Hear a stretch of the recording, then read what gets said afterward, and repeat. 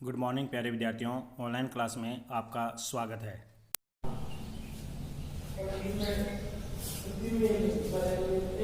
तो हम बात कर रहे थे गुट निरपेक्ष आंदोलन की प्रासंगिकता वर्तमान समय में क्या है और उसकी कुछ उपलब्धियां हैं जो आप देख सकते हो कि उपनिवेशवाद और साम्राज्यवाद का विरोध करना, यानी गुट निरपेक्ष आंदोलन ने अंतर्राष्ट्रीय स्तर में आने के बाद सबसे उसकी महत्वपूर्ण जो उपलब्धि मानी जाती है वो आपके गुट उपनिवेशवाद और साम्राज्यवाद का विरोध करना, नवोदित राष्ट्रों में एकता व सहयोग की भावना का विकास करना। नवोदित राष्ट्रों का मतलब है कि 1945 के बाद जो भी राष्ट्र स्वतंत्र हुए हैं उन राष्ट्रों में एकता व सहयोग की भावना का विकास करना और अंतर्राष्ट्रीय शांति को प्रोत्साहन करना, ये सभी गुट निरपेक्ष आंदोलन की उपलब्धियां मानी जाती है।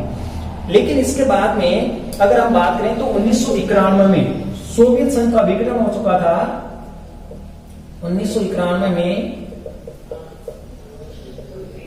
सोवियत संघ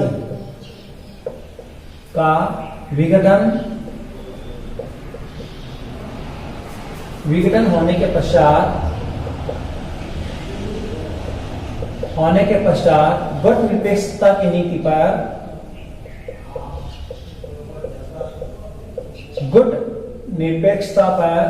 प्रश्न चिन्ह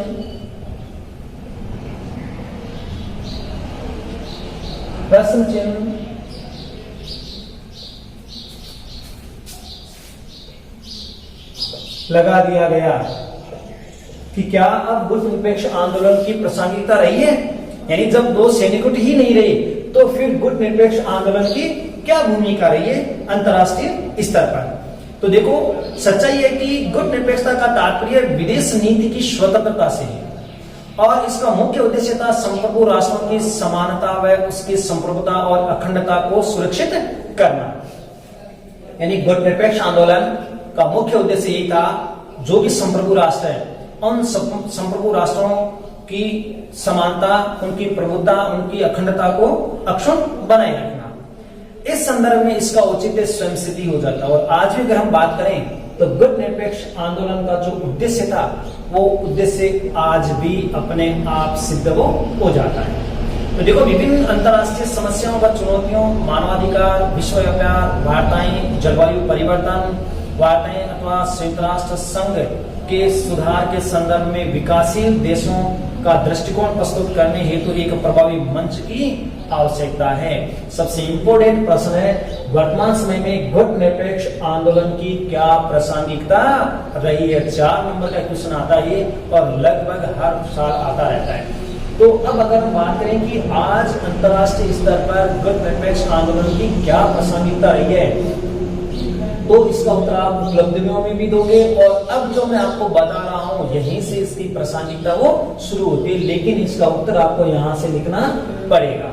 तो आज के समय में अंतर्राष्ट्रीय स्तर पर बहुत सारी समस्याएं हैं। अब वो समस्याएं कौन कौन सी है, जैसे मानवाधिकार की, विश्व व्यापार की और जलवायु परिवर्तन की, इसके साथ साथ संयुक्त राष्ट्र संघ के सुधार की। आज विकासशील देशों को अपना दृष्टिकोण प्रस्तुत करने के लिए एक अंतर्राष्ट्रीय स्तर पर एक बड़ा मंच चाहिए और गुट निरपेक्ष आंदोलन इस मंच के रूप में कार्य करता है। ये जो गुट निरपेक्ष आंदोलन है आज भी अंतर्राष्ट्रीय स्तर पर विकासशील देशों के लिए एक मंच उपलब्ध करवाता है जहां पर वो अपनी बात आसानी से रख सके। इसके साथ यद्यपि सोवियत संघ का आज विघटन हो चुका है, लेकिन और शीत युद्ध की भी समाप्ति हो गई है तथा ध्रुवीय व्यवस्था भी समाप्त हो गई है। क्यों कि 1991 तक पूरा विश्व 2 ध्रुवीकरण में बटा हुआ था, एक अमेरिका और दूसरा सोवियत संघ।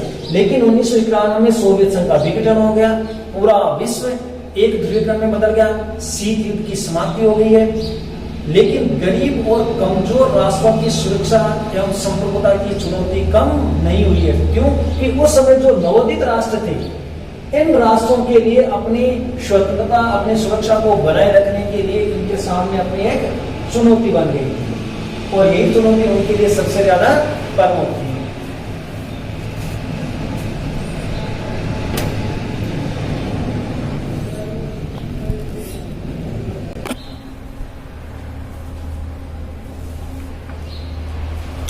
लेकिन गरीब और कमजोर राष्ट्रों की सुरक्षा व संप्रभुता की चुनौती भी कम नहीं हुई है। अमेरिका के नेतृत्व में एक ध्रुवीय व्यवस्था के लक्षण पनप रहे हैं, यानी 1991 के बाद में सोवियत संघ का विघटन हो गया और उसके विघटन होने के बाद में पूरा विश्व एक ध्रुवीकरणीय व्यवस्था में बदल गया और पश्चिमी देशों का सैनिक गुट, जिसे मैं आपको पहले भी बता चुका हूं, कौन सा था, नाटो और सीटो, ये दो सैनिक गुट थे अमेरिका के नेतृत्व में। इन गुटों का प्रभाव भी बढ़ता चला गया। इसके साथ साथ गुट निरपेक्ष आंदोलन एशिया, अफ्रीका, लैटिन अमेरिका और विकासशील देशों के मध्य सहयोग व एकता के मंच के रूप में कार्य कर रहा है। आज भी अगर हम बात करें तो गुट निरपेक्ष जो आंदोलन है ये एशिया, अफ्रीका, लैटिन अमेरिका और जो भी विकासशील राष्ट्र हैं, इन राष्ट्रों के साथ एक सहयोग व समर्थन करके और अपना एकता का मंच उपलब्ध करवा रहा है। इसके साथ साथ आज भी अगर हम बात करें तो इन देशों में आर्थिक, सामाजिक और सहयोग की आवश्यकता है। यानी ये जो एशिया, अफ्रीका और लैटिन अमेरिका के साथ साथ में जो विकासशील राष्ट्र हैं, इन राष्ट्रों के साथ सामाजिक आर्थिक सहयोग की आवश्यकता है। अच्छा, इस सहयोग को दक्षिण के सहयोग से के नाम से जाना जाता है। यानी ये जो एशिया और अफ्रीका के जो राष्ट्र विकासशील देश है, इनको दक्षिण के सहयोग के नाम से भी जाना जाता है। अतः गुट निरपेक्ष आंदोलन के आज तक लगभग 17 शिखर सम्मेलन हो चुके हैं। यानी उसकी पहली बैठक से लेकर के आज तक अगर हम बात करें तो लगभग 17 शिखर सम्मेलन हो चुके हैं, 17 बैठकें हो चुकी है। और 17वां जो शिखर सम्मेलन था वेनेजुएला के शहर मार्गरीता शहर में हुआ था। ये आपके 17-18 सितंबर 2016 को आयोजित हुआ और इसका लक्ष्य था विकास के लिए शांति, संप्रभुता एवं समरसता। यानी अगर हमें अपने राष्ट्रों का विकास करना है तो शांति बनाए रखनी होगी, समरसता बनाए रखनी होगी, संप्रभुता यानी एकता और अखंडता को बनाए रखना होगा, तभी प्रत्येक राष्ट्र अपना अपना विकास कर सकते हैं। ये इसका प्रमुख एजेंडा था, प्रमुख उद्देश्य, प्रमुख कार्यसूत्र ये था कि वे सबसे पहले बात थी कि सभी राष्ट्र अपना अपनी शांति बनाए रखने, अपने राष्ट्रों के अंतर्गत दूसरे देशों का सम्मान करें और अपनी एकता और अखंडता को सुनिश्चित करें। इसके साथ गुट निरपेक्ष आंदोलन के शिखर सम्मेलन एक बार अपना राष्ट्रों की संप्रभुता और विदेश नीति के स्वतंत्रता के मुद्दे को उठाया। यानी गुट निरपेक्ष आंदोलन ने जो विकासशील राष्ट्र थे, जो नवोदित राष्ट्र थे, उनकी संप्रभुता की, उनकी विदेश नीति, उनकी स्वतंत्रता को लेकर के और इस मंच पर बार बार उनको उठाता रहता है कि भी विकासशील राष्ट्र, गरीब राष्ट्र या अल्प विकसित राष्ट्र हैं, उनकी स्वतंत्रता को बनाए रखा जा सके। इसके साथ आज भी विश्व की मुख्य चुनौतियों का सामना करने के लिए गुट निरपेक्ष आंदोलन प्रभावशील। आज देखो अंतर्राष्ट्रीय स्तर पर हमने पहले ही जो समस्याएं पढ़ी थी, जैसे मानवाधिकार की समस्या है, जलवायु परिवर्तन की समस्या है, इसके साथ साथ विश्व व्यापार की वार्ताएं हैं या संयुक्त राष्ट्र में सुधार की जो समस्याएं, इन समस्याओं पर भी समय समय पर गुट निरपेक्ष आंदोलन वो प्रभावशाली रहा है। यह एक ऐसा मंच है जो विश्व के विकासशील राज्यों को एक समान भागीदारी प्रदान करना, यानी ये गुट निरपेक्ष आंदोलन एक ऐसा आंदोलन है जो अंतर्राष्ट्रीय स्तर पर आज भी विकासशील देशों को अपनी भागीदारी प्रदान करता है। यानी विकासशील जो भी राष्ट्र हैं, उन राष्ट्रों की भागीदारी सुनिश्चित वो करता है। इसके साथ साथ विश्व व्यवस्था में अनेक अभिकरण ऐसे हैं जिनके निर्णय निर्माण में विकासशील देशों की पर्याप्त भूमिका भी नहीं है। यानी अंतर्राष्ट्रीय स्तर पर अगर हम देखें तो आज भी कई ऐसी अनेक संस्थाएं हैं जिनमें विकासशील जो राष्ट्र है उनकी भूमिका बिल्कुल नगण्य है। तो उन विकासशील देशों की भूमिका को प्रभावशाली ढंग से बनाए रखने के लिए गुट निरपेक्ष आंदोलन अंतर्राष्ट्रीय स्तर पर एक मंच प्रदान करता है। तो ये अगर हम बात करें तो भाई गुट निरपेक्ष आंदोलन की प्रासंगिकता अंतर्राष्ट्रीय स्तर पर आज भी है, क्योंकि देखिए आज अमेरिका और सोवियत संघ जो दो सैनिक गुट थे वो भले ही समाप्त हो चुके हैं, लेकिन फिर भी हम गुट निरपेक्ष आंदोलन की प्रासंगिकता महसूस कर रहे हैं।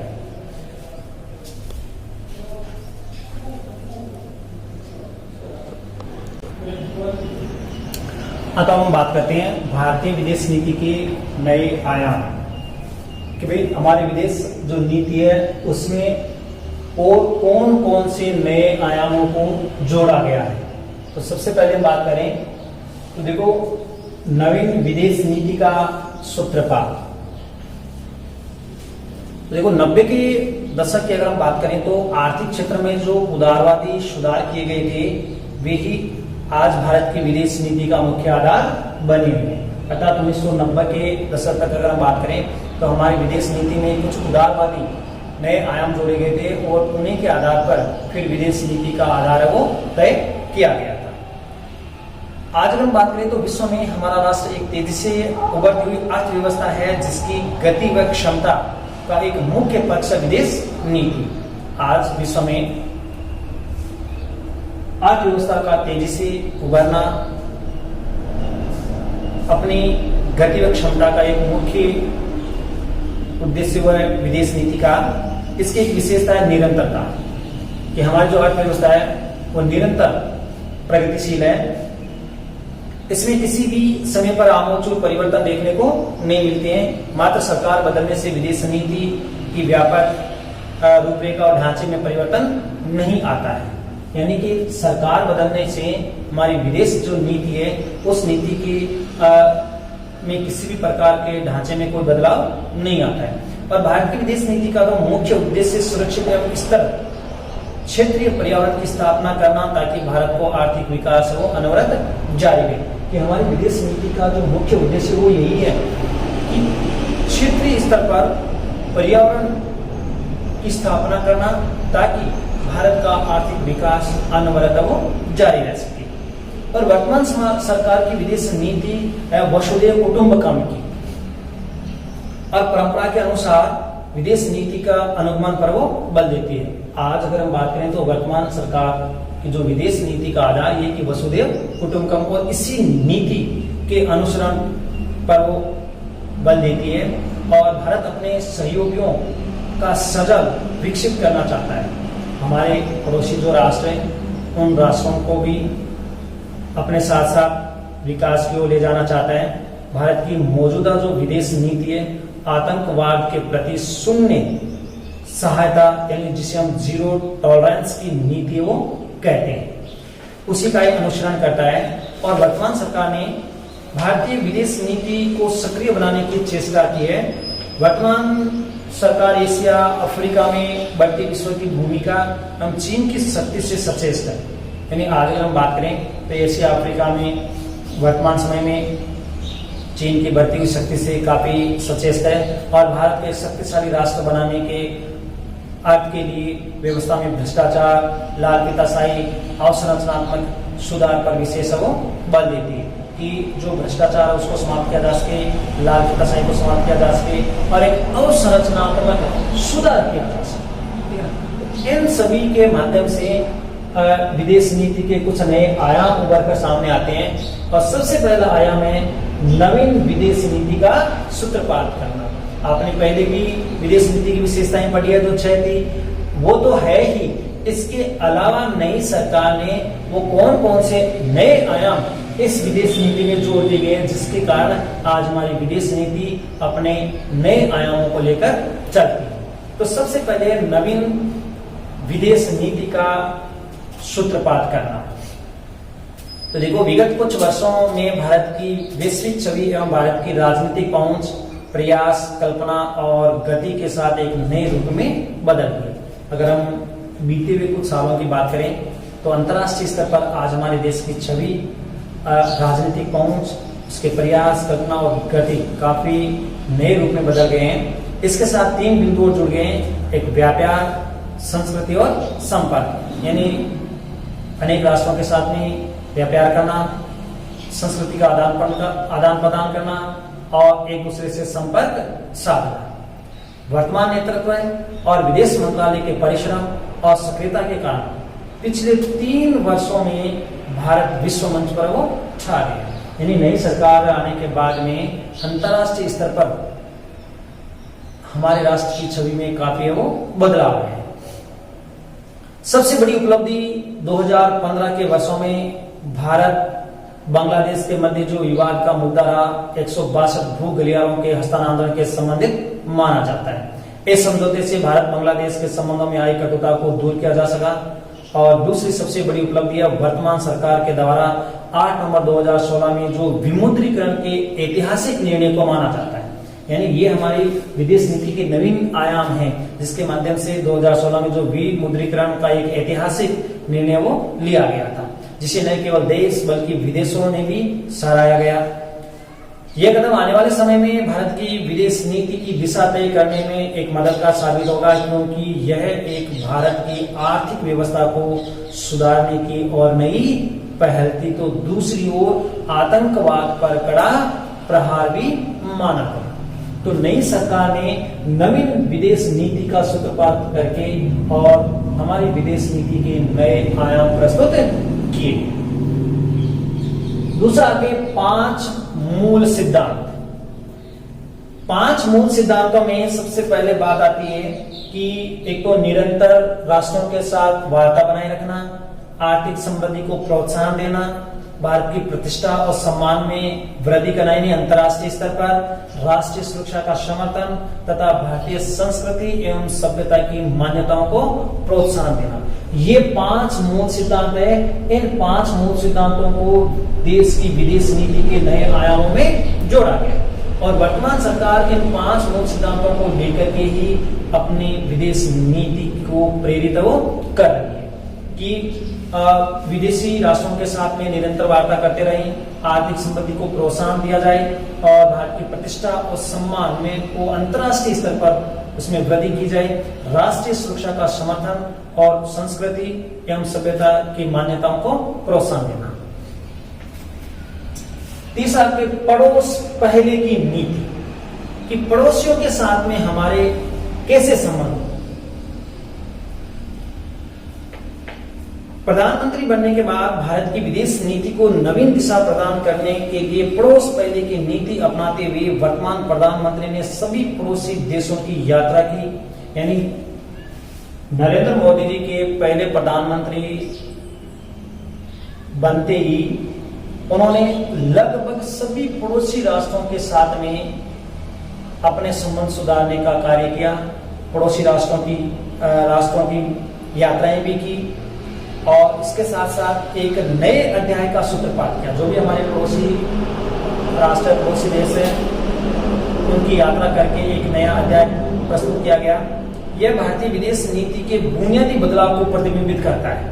यानी हमारी जो बुनियादी ढांचा था विदेश नीति का, उसमें पूर्ण रूप से बदलाव को एक प्रतिबिंबित करता है, बदलाव या परिवर्तन वो देखा गया है।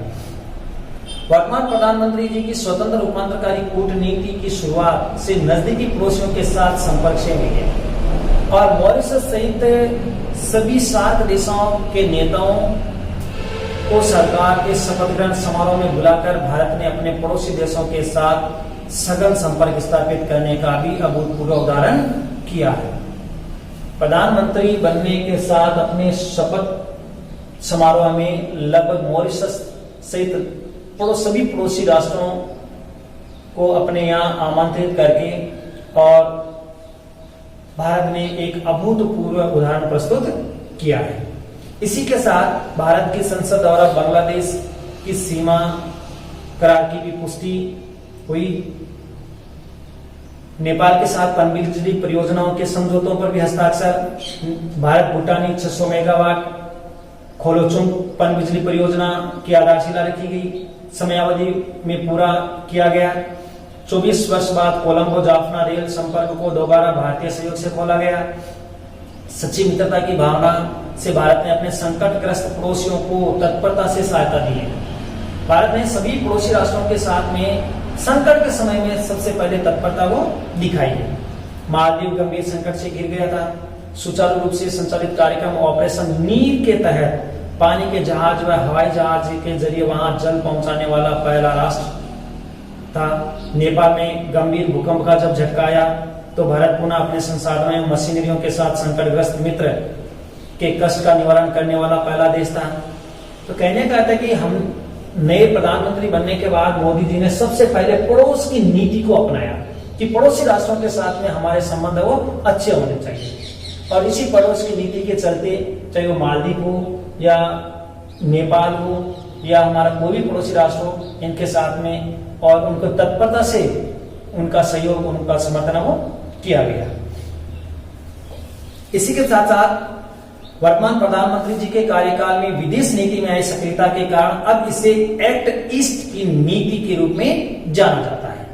और इस नीति के अंतर्गत आर्थिक रूप से गतिशील क्षेत्र में अधिक सघन संपर्क व पूर्व में सक्रियता की यह नीति भारत के प्रधानमंत्री सहित अन्य पदाधिकारियों की यात्रा में भी प्रदर्शित हुई है।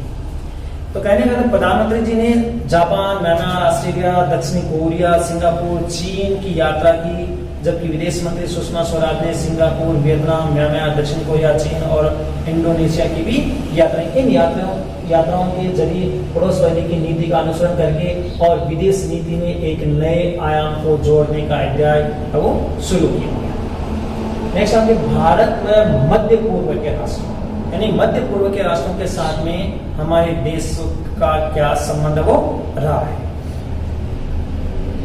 तो भारत का पश्चिम एशिया के देशों के साथ ऐतिहासिक जुड़ाव है और भारत में आतंकवाद प्रभावी वहीं से आया था। आज सर्वाधिक मुस्लिम आबादी वाले देश हैं। धर्मांधता व कट्टरवाद भी मध्य पूर्व के देशों में से अफगानिस्तान, पाकिस्तान के माध्यम से भारत में प्रसारित हुआ है। इसके साथ साथ एक अन्य महत्वपूर्ण पश्चिमी देश सऊदी अरब पाकिस्तान द्वारा भारत के विरुद्ध फैलाए गए इस्लामी आतंकवाद में उसका प्रत्यक्ष या अप्रत्यक्ष रूप से साझेदार भी माना जाता है। भारत दुनिया का तीसरा सबसे बड़ा तेल आयातक देश है और यह तेल की आपूर्ति खाड़ी देशों पर आश्रित है। यह उसकी कूटनीतिक व्यवस्था है। एक और भारत के लगभग 70 लाख कामगार भी आज खाड़ी देशों में रोजगार प्राप्त करें, जिसका सकारात्मक पक्ष यह है कि वे लगभग 35 अरब डॉलर वित्तीय विप्रेषण भारत में करते हैं। लेकिन साथ में हम ये देखें तो इसका नकारात्मक पक्ष ये है कि वे धन के साथ बहावी विचारधारा को भी भारत में निर्यात कर रहे हैं। यानी वहां की जो धर्म विरोधी जो विचारधारा है उसको भी भारत में प्रवाह कर रहे हैं, जिससे भारत की एकता और अखंडता को खतरा उत्पन्न हो गया है। इराक और सीरिया में सक्रिय ISI यानी Islamic state of Iraq and Syria के बढ़ते प्रभाव से अन्य देशों की भांति भारत भी चिंतित है। यानी ये जो ISI है ये लगभग उन खाड़ी देशों में बैठ रहा है, तो साथ साथ में भारत भी इससे चिंताग्रस्त वो दिखाई दे रहा है। इसके साथ साथ अगर हम बात करें तो भारत व इजराइल में आबादी के अनुसार कोई साम्यता नहीं है। जहां भारत की जनसंख्या की दृष्टि से विशाल देश है, वहीं इजराइल की कुल आबादी लगभग 80 लाख के करीब है।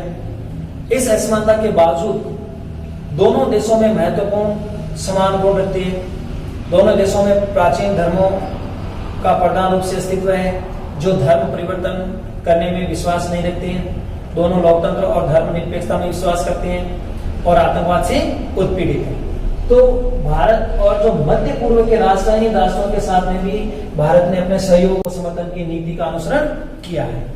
लेकिन इससे पहले पड़ोसी पहले की नीति के साथ साथ मध्य पूर्व के जो भी राष्ट्र हैं, इन राष्ट्रों के साथ भारत हमेशा से ही अपना सहयोग व समर्थन कर रहा है।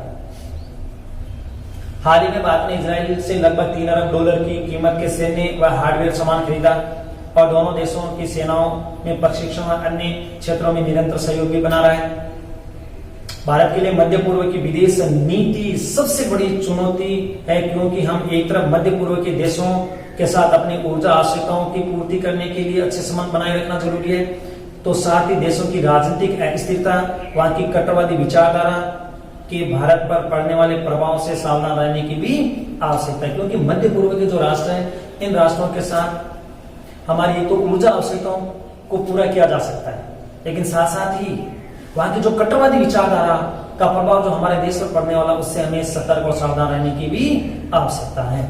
तो जरूरी है कि इन राष्ट्रों के साथ साथ hमारे संबंधों को प्रगाढ़ता बनाए रखने के साथ साथ वहां से जो कट्टरवादी विरोधी विचारधारा है, उस विचारधारा से हमें सावधान रहना होगा।